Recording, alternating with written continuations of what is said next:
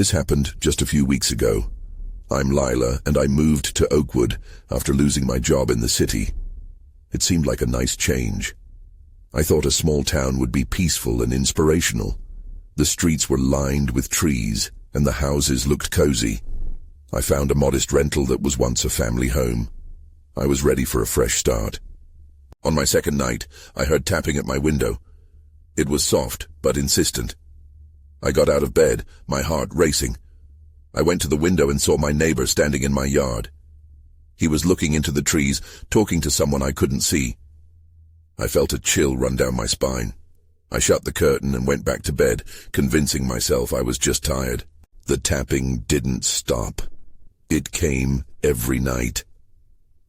Then I heard laughter, muffled voices floating through the dark. Was it my imagination? I could see him during the day collecting strange things from around the property. He'd scoop up old branches and odd stones. I felt uneasy watching him. The neighbors were different too.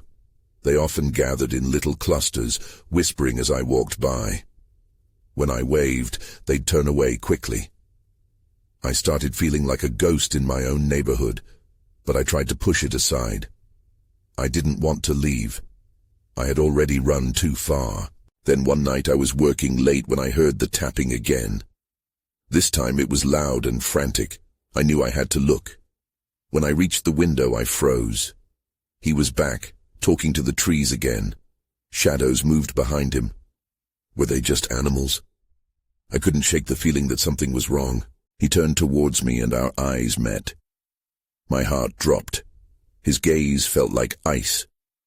I stumbled back, overwhelmed. I wanted to run away, but where was there to go? I was stuck in this strange dream. The tapping stopped, but laughter returned. It filled the dark corners of my mind. Then I heard a voice calling my name softly. I turned quickly, looking around, but there was no one there. Panic set in.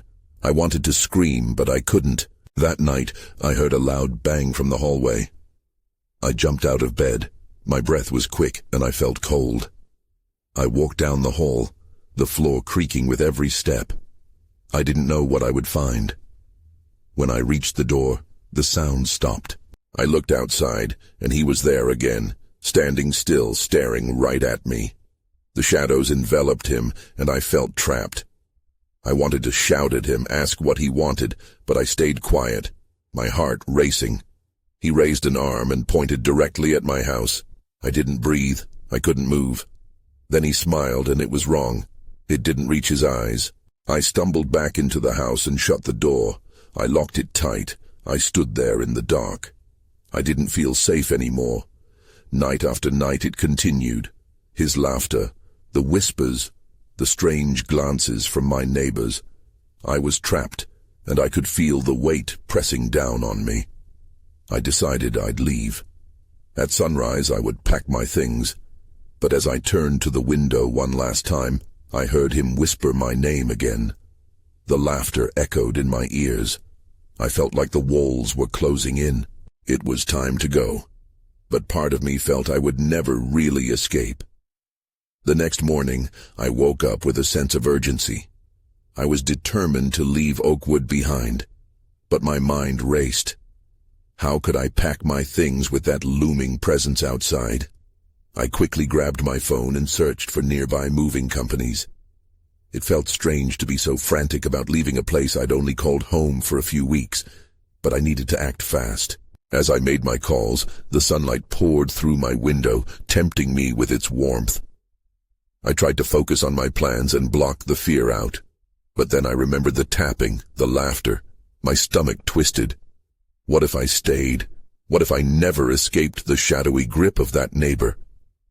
I decided I needed answers. I pulled myself together and walked outside. As I stepped into the street, the silence felt heavier than ever. Nobody was around. I approached the neighbor's house, a small, weathered cottage surrounded by thick trees that seemed to close in on it. I thought about knocking, but the uneasiness stopped me. What if he was home? Instead, I ventured to the backyard, hoping to find something that explained his strange behavior. The moment I stepped on the uneven ground, I felt a chill creep up my spine. The air was thick, and the shadows lingered like dark secrets. I found remnants of his strange collections, items arranged in odd patterns, old sticks, and stones that looked like they had been painted. That was when I saw it. Half hidden behind a bush was a small wooden figure. It was crudely carved, resembling a person with elongated limbs and hollow eyes. It looked too familiar. Recognition hit hard. I'd seen something like it in his yard before, one of those things he had picked up during the day. I picked it up, my fingers trembling, and turned it over. There was a faint symbol etched on its base, something that resonated in my mind but I couldn't place. As I examined it, a shiver ran through me. Had he made this? Was it part of some sinister ritual? A rustling behind me made my heart leap. I whirled around, but there was nothing there, just the weight of the trees around me. The laughter echoed in my ears again, close yet distant, playful and mocking. I felt dizzy. I needed to get out of here. I hurried back toward the front of the house, adrenaline coursing through me. But when I glanced at my own windows, my breath caught. He stood there again, right outside, watching me. His smile was wider this time, stretching unnaturally across his face. My instincts screamed at me to run, but I was frozen in place. And then, from the corner of my eye, I noticed something even more chilling. A group of neighbors was slowly emerging from the shadows, their expressions unreadable. They formed a line behind him, dark shapes shrouded in the gloom. Unspoken words filled the space between us, heavy and tangible. I stumbled backward, the figure slipping from my grasp as I backed towards my door. It hit the ground with a soft thud, the laughter swelling. I bolted inside, slamming and locking the door, my heart racing with terror. I could hear their whispers seeping through the walls, snaking into my mind. I needed to leave. Now. But as I reached for my phone to call again, the power flickered. Everything went dark. The laughter turned into a chorus of voices. My name echoed through the darkness like a haunting melody. I was trapped with them now, and I wasn't sure how I would escape. I fumbled in the darkness, my heart thudding in my chest. The whispers grew louder, a cacophony of my name winding through the quiet like a sinister thread. I pressed my back against the door, expecting it to burst open at any moment. I needed to think, to figure out my next move. The power flickered back on, casting a harsh glow across my living room. Shadows danced on the walls, and I half expected to see those neighbors creeping through my window. Panic surged in me, and I dashed to the kitchen, searching for the means to protect myself. A knife lay on the counter, inviting yet grim. As I gripped the handle tightly, I heard a soft knock at the front door. My breath caught. I hesitated, remembering the horrifying smiles from outside. Who could it be? Was it him? Or worse, those neighbors? I couldn't face them again. I approached the door cautiously, knife in hand, and peered through the small peephole. The figure that greeted me was not what I expected. It was a woman, her hair wild and unkempt, eyes wide with fear. She looked as if she had run here straight from a nightmare. I was torn. Should I open the door and risk inviting in more chaos, or should I ignore her pleas for help? "Please," she cried, her voice quaking.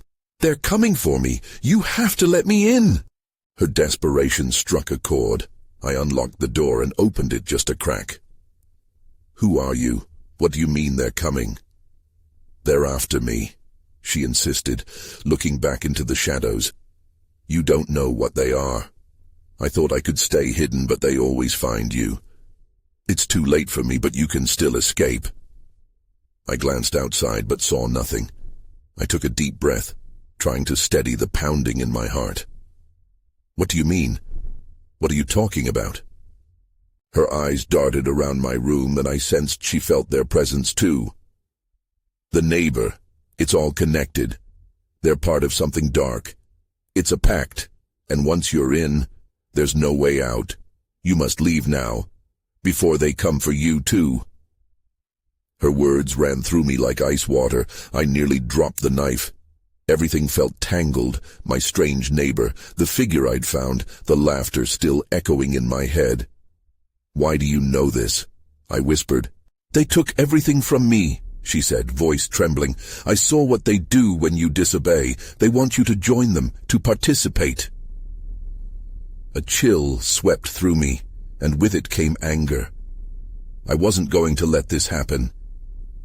"You're telling me to just run?" But before she could answer, a loud thud reverberated through the house. My breath hitched, and I turned to see the silhouette of a figure standing outside. The air grew heavy again, thick with the weight of foreboding. "She's here," the woman said softly. "You need to choose." My mind raced. Could I trust her? Time was slipping away. I felt the darkness closing in, hungry and relentless. I whispered a silent prayer and steeled myself, ready to confront whatever force loomed just beyond my door. If I was going to escape, I would have to move quickly. Whoever they are, I'm not going down without a fight. I opened the door wider, ready to face the truth. My hand trembled as I leaned out into the evening air. But when I looked around, what I found wasn't relief. It was a darkness that promised to swallow me whole. The moment I stepped outside, the air chilled, wrapping around me like a shroud. I squinted into the shadows, but the night held its secrets tight. The woman in my doorway whispered behind me, "You shouldn't be out here. It only gets worse." I hesitated, torn between fleeing and staying to help her. But when I saw the figure again, a shape moving quickly along the edge of my yard, I knew I had no choice. I had to act. "Come on," I urged, gripping her wrist as I pulled her forward. Together we sprinted toward the side of the house, where the darkness felt less oppressive, hiding us for a moment. "Where are we going?" she gasped, breathless. "To my car. I'll drive us somewhere safe." I had no idea where that would be, but I felt it slip away with every passing second.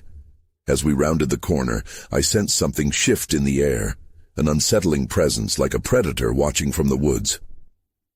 I cast a quick glance back toward the front yard. The figure was now closer, its features obscured by night, but I could see its eyes glinting with a hungry light.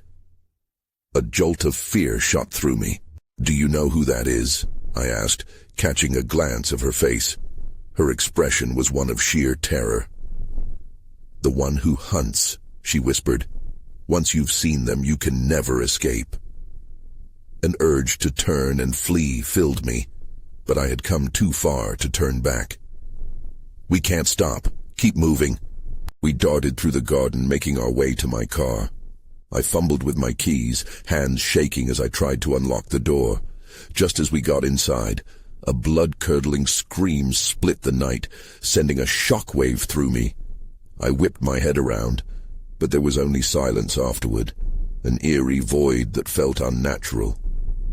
I turned the ignition, and the engine roared to life, but fear gripped me. What if they follow us? "They will," she cried, her eyes wide. "You need to drive now." My foot slammed down on the gas, and we shot forward, tires screeching against the pavement. My heart raced, pounding in rhythm with the ominous darkness that loomed behind us. "You have to trust me," she urged between gasps. "They can't be seen by just anyone. If you're not initiated, they'll never let you go." "What do you mean?" I shouted, the night becoming a blur outside. "Initiated? I haven't done anything." "That's what they want you to think. It's how they weave themselves into your life, little by little." I resisted, but they never stopped coming. I tightened my grip on the wheel, fighting against the fear gnawing at my insides. A sudden chill filled the car, making my breath come out in puffs of fog. "Then how do we stop them?" "That's when it will get messy," she replied, shivering. "But I have an idea if you're willing to risk everything." I searched her face for answers but found desperation. As we turned a corner, everything changed. A figure emerged in the headlights, its silhouette chillingly familiar. I barely had time to register who it was before the entire night turned dark. "Don't look away," the woman warned. "Whatever happens, do not look away." The world around us vanished in an instant. I gripped the steering wheel, blinking hard, trying to shake the dark fog that swallowed my vision. Panic surged through me as I fought back the urge to look. My heart was pounding in my chest like a drum echoing a warning. "Do you see it?" the woman asked, her voice barely above a whisper. I can't tell what it is," I stammered, terrified of focusing on anything. The weight of the darkness pressed against me, thick and suffocating. "Don't focus, just drive," she urged again. "You have to keep moving. It can't follow if we break its line of sight." I pressed harder on the gas pedal, desperate to flee. The engine roared, but the headlights flickered as if they too were hesitant to penetrate the darkness. It felt like we were surrounded by a void. Everything outside, nothing but shadows and whispers, as though the night itself was eager to swallow us whole. Then I saw it, a flash of movement in the rearview mirror. Another figure, darker than the rest, joined the first one, almost weaving in and out of the night. My pulse quickened even more. "There's more of them," I yelled, the fear rising in my throat. "Just keep going," she said urgently. "We have to get to the forest's edge. It will be our only chance." "The forest?" I asked, confused and terrified. "What do we do there?" "Trust me," she shouted, and for a moment I caught a glimpse of her fear mirrored in my own reflection in the rearview mirror. I took a sharp turn, heading toward the tree line that lay just beyond the edge of our town. Each branch stretched out like skeletal hands, and I felt an uneasy shiver crawl up my spine. As we reached the edge of the forest, I slammed the brakes.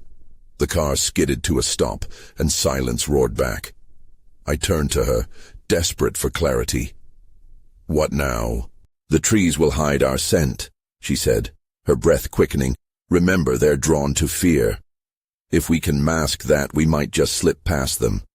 I didn't understand how we could mask fear, but the urgency of the moment wouldn't let me linger on my doubts. I jumped out of the car, tugging her along with me. The air was thick with the smell of damp earth and the sounds of hidden creatures, creating a strange contrast to the chaos we'd fled. A rustling nearby drew my attention. I froze, adrenaline coursing through me. "Did you hear that?" I whispered. "Stay still," she hissed, and I felt her grip tighten on my arm. The rustling grew louder, and I saw shadows shift between the trees. My instincts screamed for me to run.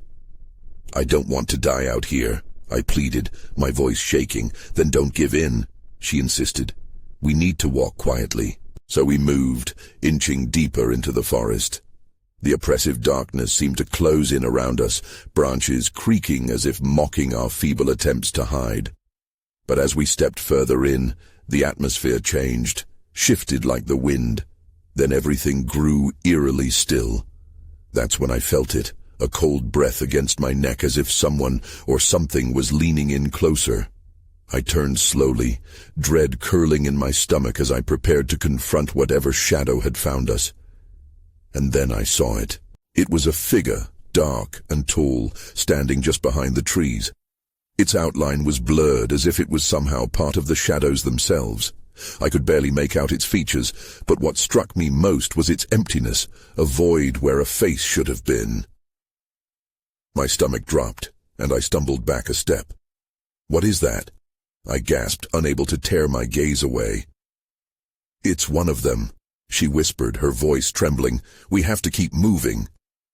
I wanted to argue, wanted to understand what I was looking at.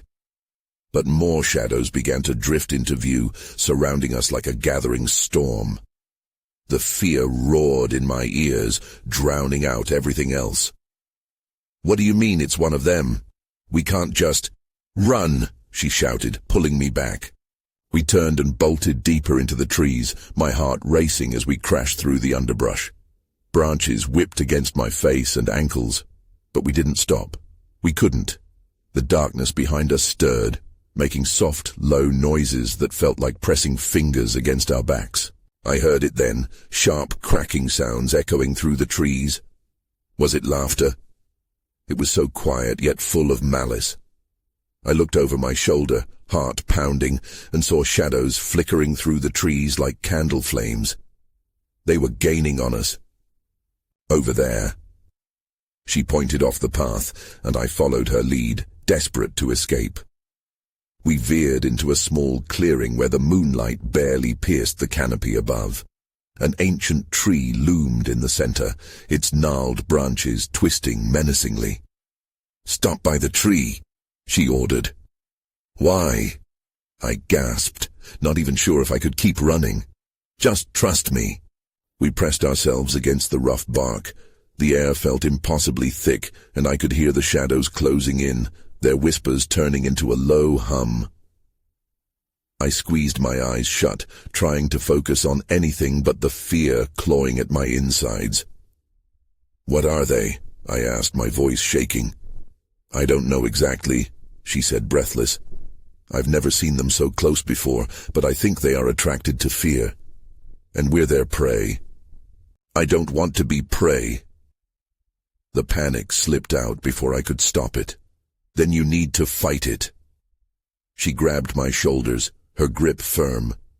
"Picture something calm, something that doesn't scare you. You can't let them sense your terror." I tried. I really did. I pictured a warm, peaceful place, a beach with the sun warming my skin. But every second that passed made it harder and harder to hold on to that image as the shadows danced closer, their whispers sharpening into a cacophony around us. Suddenly they paused, shifting like leaves in a breeze. I dared to peek around the tree. The figures had stopped moving, almost as if caught in a trance. Their dark forms swayed lightly, eyes, if they had any, staring blankly in our direction. "That's it. It's working," she whispered, a flicker of hope lighting her voice. But just then, something broke through the shadows behind them, a new figure emerging from within the encroaching darkness. It was larger, more defined. I felt dread wash over me, and my breath caught. This one didn't seem to be made of shadows. It was solid, and what it wore looked like tattered rags that hung off its hulking body. "It can't be," I muttered, horror clawing at my throat. What is it?" she asked, her grip on me loosening. Before I could answer, the figure turned its head, and suddenly I felt my heart drop into the pit of my stomach. It locked eyes with me. That's when I knew we were trapped. I stared into the eyes of the towering figure, my mind racing. The shadows pulsated behind it, their whispers fading into an eerie silence. It was as if the world around us held its breath, waiting. "What do we do?" I finally managed to whisper, turning my head slightly toward her. She stood frozen, her eyes wide and terrified. "Stay still," she breathed, her grip tightening on my arm. "Don't show any weakness." The creature moved slowly, its head tilting to the side, as if studying us. I couldn't take my eyes off its face, or the lack of one. It felt like staring into a bottomless pit. The shadows behind began to shift again, almost as if they were reacting to its presence. But then, a flicker of movement at the edge of the clearing caught my attention. I turned my head just in time to see another shadow slip into view, different from the others. This one was smaller, and for a moment I dared to hope it might be something benign. But as it stepped into the moonlight, my heart sank. It was a child. The small figure was barely visible through the darkness, with haunted eyes that seemed far older than its years. It wore ragged clothes, much like the creature, and its dirt-streaked face held an expression of far too much sorrow for someone so young. "Help us!" the child cried, tears brimming. "No!" she shouted, pulling me back. "Don't engage!" But the creature turned at the sound of the child's voice. A low growl rumbled from its chest, vibrating through the air like a warning. The shadows shifted again, circling around us more aggressively now, almost as if they recognized the child's presence as a threat. "Please," the child's voice pierced through my confusion.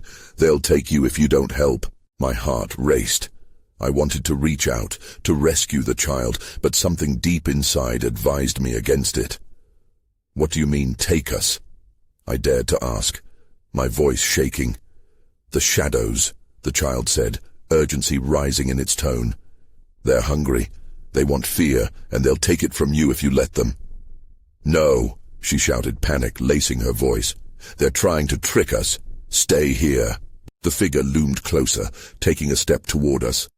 My breath hitched in my throat. The air felt charged, electric with danger.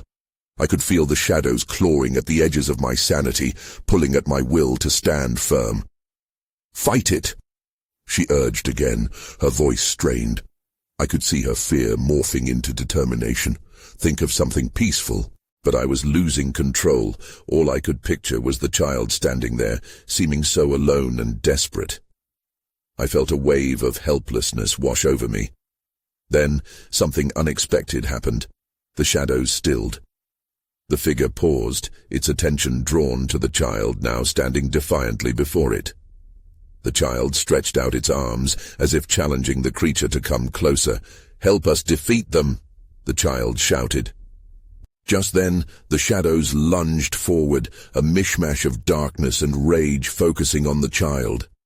I opened my mouth to scream, but all that escaped was a choked breath. That's when everything exploded into chaos. The shadows surged forward, a whirlpool of darkness wrapped in panic. I heard a scream, a primal sound that tore through my chest, but it wasn't mine. It was the child's, sharp and raw. She was engulfed, swallowed whole by the shadows, and all I could do was watch in horror. "Run!" she shouted, the command cutting through the chaos like a knife. It snapped me back to reality. My instincts kicked in, and without thinking I grabbed her hand. We turned and bolted away from the creeping darkness, lunging deeper into the forest. Branches whipped against my face, but I didn't care. Fear propelled us forward, and with every step, adrenaline surged through my veins. I could hear the creature behind us, its growls echoing through the trees like a hunter savoring the chase. "Where do we go?" I gasped, glancing back. The creature was gaining ground. I felt my lungs burn, but I pressed on. "Just keep running," she yelled frantically. "We need to find the light." As we raced, I remembered the tales of this forest, the stories that my grandmother used to tell. There were safe spots, places of refuge where even the darkest things couldn't follow. But my mind was clouded with terror, and I couldn't think straight. Suddenly, the underbrush of the trees opened up ahead, and I saw a faint glimmer in the distance. "Over there!" I shouted, pointing toward the light. We sprinted toward it, heartbeats pounding, feeling the shadows clawing at our heels like a pack of wolves. The glow grew brighter, guiding us like a beacon. Just as we reached the edge of the clearing, I felt a tug on my arm, pulling me backward. The shadows were relentless. They wrapped around my legs like icy fingers, pulling me down. I yanked my arm free, my heart racing. "Keep going," I pleaded with her. "You have to go." "No," she cried, her voice wavering. She hesitated, fear etched across her face. "I won't leave you." In that moment I saw the child again, the desperation in its eyes, urging me to fight. "You have to let me go," I yelled. "I'll find a way." The glow was feet away now, shimmering like a dream. "Trust me," I shouted, willing her to understand.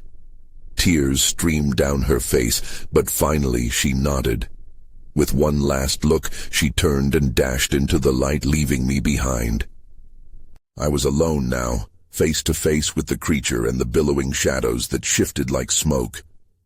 As they closed in, a surge of anger washed over me. Self-pity turned to defiance. I was not their prey. Not yet. "Get away," I screamed, but it felt weak against the darkness pressing in around me. Their whispers reached my ears, taunting me, promising strength if I surrendered to them. Then everything began to warp. The shadows thickened and twisted, revealing shapes beyond my wildest fears. I felt a strange pull, something urging me to accept the darkness, to give in. But in the strangest moment of clarity, I remembered the child, the courage it had shown. That's when I saw it, the outline of something sharp and bright cutting through the darkness. It pulsed with an energy that felt welcoming. It could be a way out.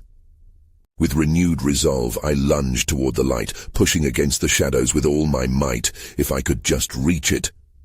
A searing pain ripped through my chest as the shadows wrapped tighter, threatening to erase me. But I wouldn't give in. Not today. And then, something shifted. The shadows recoiled as if struck. The creature let out a roar, but the remnants of the light were in reach. I reached my hand out, everything blurring into a whirlwind of colors. And then there was silence. I blinked, the world snapping back into focus. I lay on the ground, the forest around me bathed in warmth. Sunlight streamed through the leaves, illuminating patches of grass, and the air was still.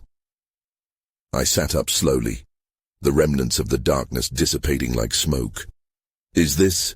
I murmured, but my voice was lost in the silence of the newly brightened clearing. The child was gone, the weight of her absence settling heavily in my chest. I scanned the area, half expecting the shadows to return, but nothing stirred.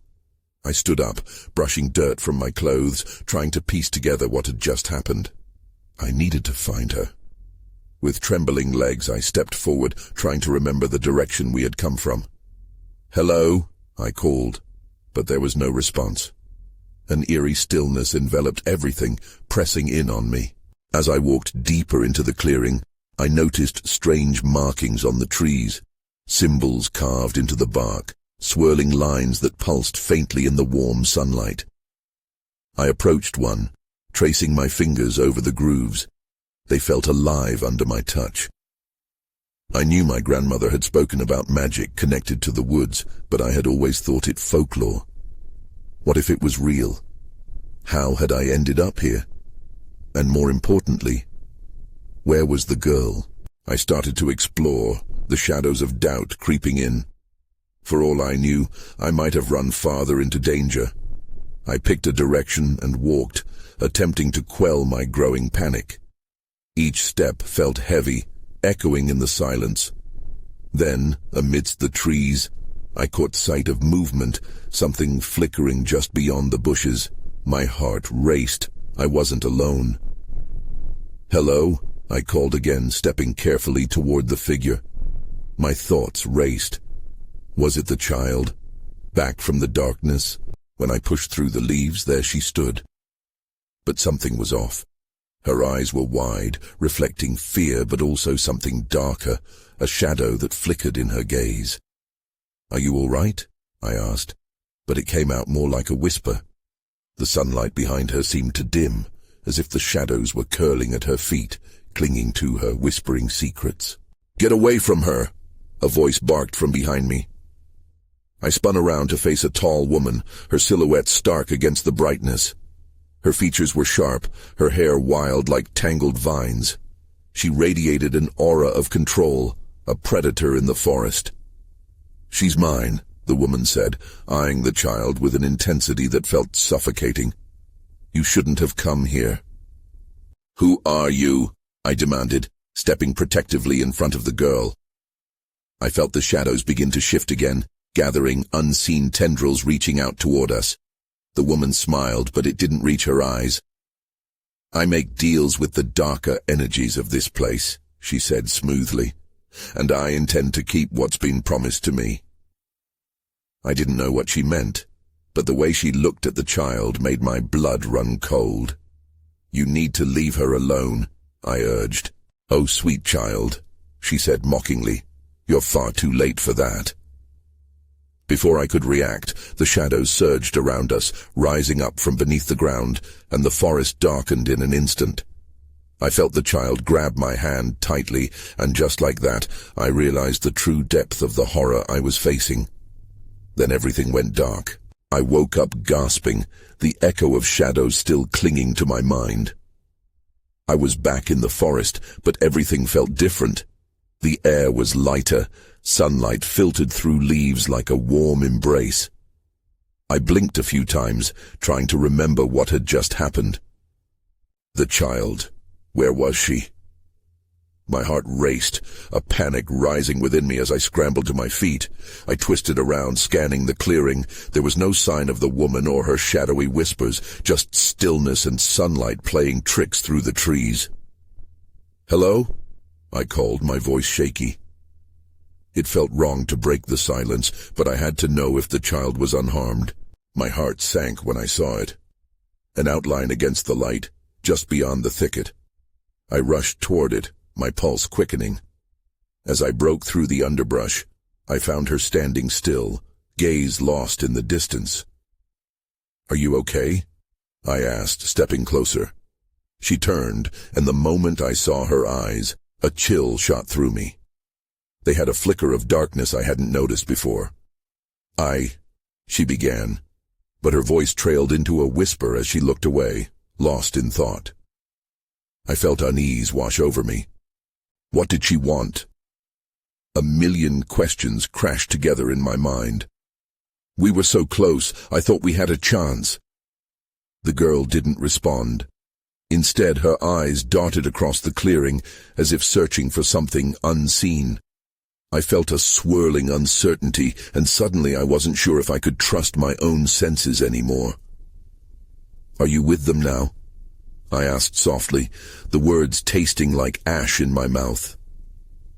Did she take you?" "No."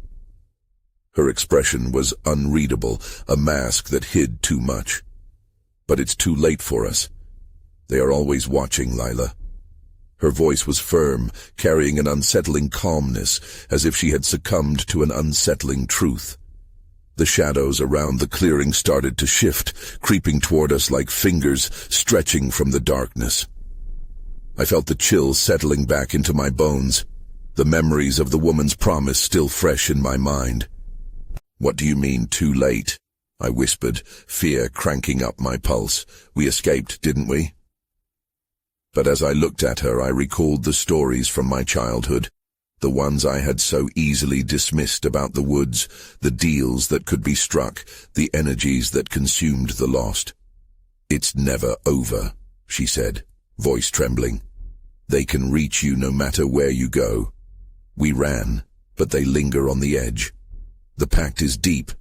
They want fear, and we all carry it. Then we fight back," I exclaimed, determination flaring in my chest. "We have to do something. We can't just let them win." She shook her head slowly, a shadow of despair sweeping over her face. "It's not that simple. They can sense weakness, emotions. And I felt you breaking what you showed the darkness. It's a part of you now." I felt my breath hitch. Even as I stood in sunlight, warmth on my skin, there was a gnawing sense of dread. "I won't let them take me," I said firmly. "I won't let you either." But then the shadows morphed, stretching, contorting, whispering lies and fears that wrapped around me.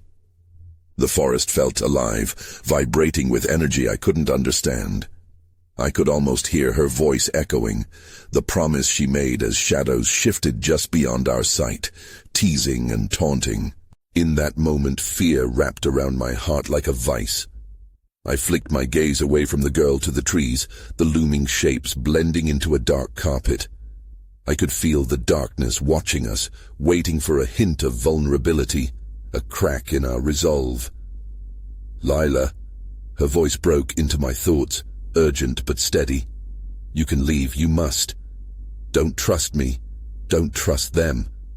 Find your way back to light, even if you think the path has vanished." A sense of sharp clarity hit me, and in the flicker of her gaze, I saw something fascinating yet terrifying. She was both there and not there, tethered to the darkness I had fought so hard to survive. "No," I screamed, even as a ripple of uncertainty pressed against my will. "We can leave together." But as I reached for her, an unseen force grasped my arm, cold like ice and weighty with despair. Shadows closed in from every direction, the whispers of old promises intertwining with my thoughts. I felt that oppressive urge to succumb, to submit, to just give in to the darkness. It would be easier, wouldn't it? But as I fought against it, something deeper and more primal surged within me. I wouldn't be the prey. With a final plea, I turned and bolted back through the clearing, my heart shouting defiance. I couldn't look back, couldn't think of what might happen to her. All that mattered was lateral movement, finding the way out, grasping the last remnants of light that wrapped around me as I sprinted deeper into the woods, shadows gnawing at my heels. Branches tore at me, but I kept pushing forward, fueled by the echoes of bravery fighting against the tide of fear. I didn't know if I'd find safety, but I knew I wouldn't let the darkness win. As I stumbled through the trees, I felt the weight of transient whispers trailing behind me, threatening to pull me back. But I pressed on, refusing to be caught again, for I was alive and against the consuming night. I would always find a way to survive. And even though questions nagged at my mind, like would I ever be free of the pact that hung between us or the shadows that clung to me, I forced myself to keep moving. Because surviving is all I could do for now, until I could find the answers that would set me free.